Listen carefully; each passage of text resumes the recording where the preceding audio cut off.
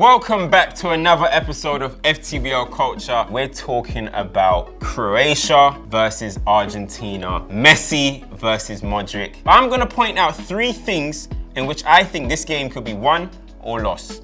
First things first, it's the fairly obvious one. For Argentina, it's Lionel Messi. 4 goals, 2 assists, and he finally got his 2 knockout round goals, which a certain rival, it hurts to say, a certain rival ended his career with 0 knockout round goals. And Messi, he's got his 2, one of them being a penalty in the last game. However, the performance against Australia, the performance against the Netherlands is what really stands out. That pass that he made to Molina, forget about it. I'm watching it with all the vision. I didn't see it, but the player did. It's absolutely ridiculous, and that's what separates Messi from others.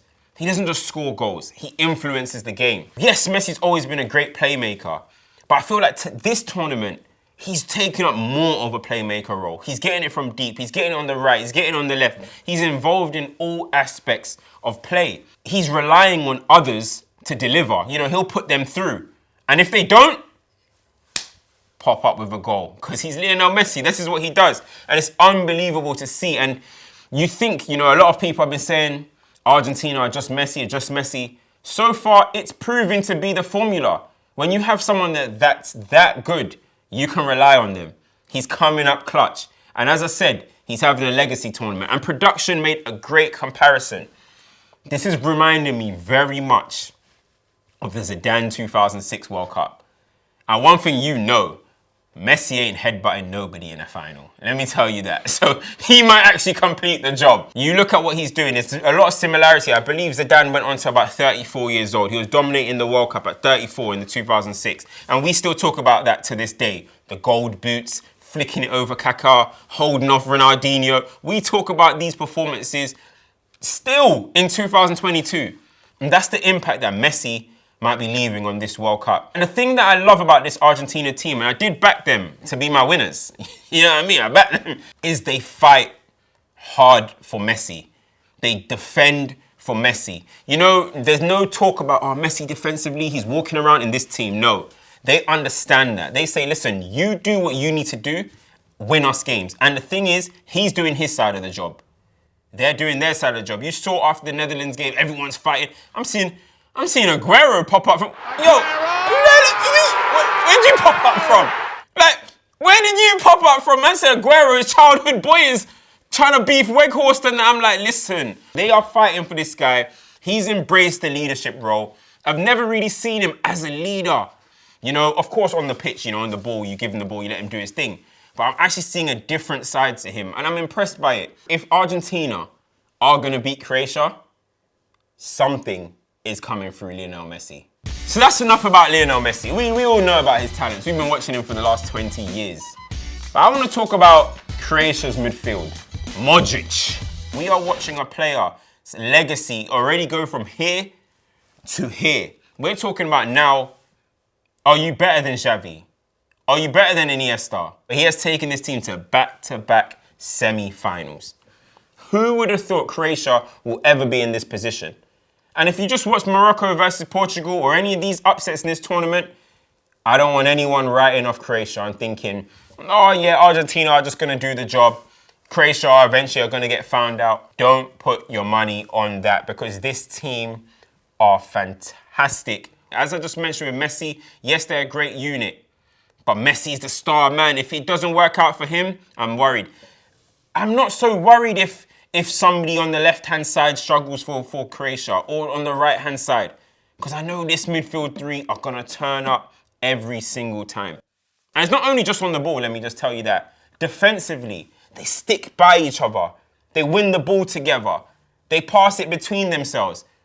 It's a very balanced team, and I'm actually looking forward to this game so much. If Argentina are going to get any luck against a team like this, they'd have to get legs around this midfield 3. We know Luka Modric, he's 36, 37, aging like fine wine. Yes, However, you've got to trouble him in a certain way. Brozovic as well. I keep using the example of England in the Euro 2020 when everyone said, this team's too old, they're washed, they're finished. Croatia, easy win. England got Calvin Phillips, whose legs, energy, Mason Mount and Declan Rice in and around this midfield three, and they absolutely struggled. I saw Brozovic get subbed off. He looked knackered. He looked like he needed his bed. He wanted a massage immediately in the middle of the Wembley pitch. Let me tell you that. So I think if Argentina are going to do anything, they need to try and get somebody in and around these players.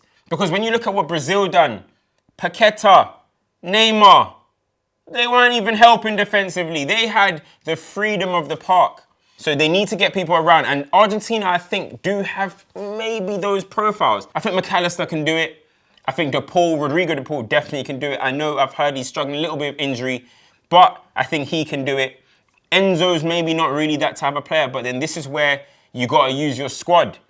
So we'll see what Scaloni does. But if they allow this midfield three to get on the ball, look up and pass it around, it's going to be a very, very long game for Argentina. And the third thing to look out for, neither team will want extra time and penalties. Both these teams are actually specialists when it comes to extra time and penalties. Argentina have the World Cup record for most wins in a penalty shootout with 5, surpassing Germany in their game versus the Netherlands. Argentina understand how to keep their head in these moments. You look at the sucker punch goals that they had against the Netherlands that they conceded.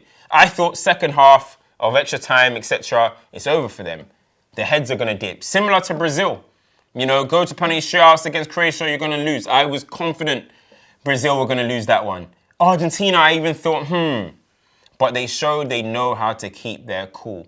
And with this record, it shows that. It statistically proves that Argentina rise in the highest pressure moments. We've seen it time and time again. We've seen it this World Cup. We saw it in 2014, saw it in 2018. They understand how to do it. But the funny thing is, have we seen Croatia in extra time? They are literally unstoppable. Croatia haven't won a knockout round game in regular time since 1998. Every knockout round win that you have seen Croatia since 1998 has been after extra time. And I know everyone's gonna say, you know, this is why Croatia, this team, they're nasty, they play cancer football, blah, blah, blah.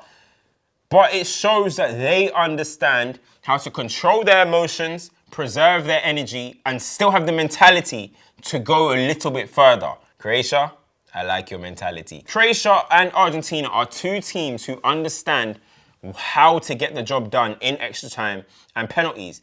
So it's going to be very, very interesting to see if the coaches with these records understand that you don't want to get to that moment. So will we see maybe some changes early? Are they going to try and win the game in 90 minutes? If it's 80 minutes on the clock and it's 1-1, are we going to see one of these two coaches for Croatia and Argentina make an attacking substitution, make a change to actually go and win the game in 90? Or are they going to risk these records and go to extra time? It is going to be super interesting to see.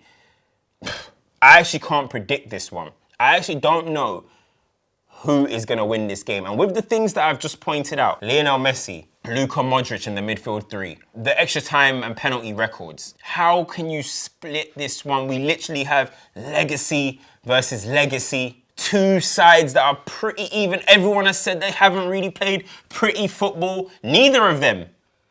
We're going into this one, in my opinion, fairly even. You cannot write it off. I just saw Morocco beat Portugal. I saw Croatia beat Brazil. I've seen Saudi Arabia beat Argentina. I have seen some crazy things at this World Cup. So people, if you are a betting man, you better be thinking very strategically.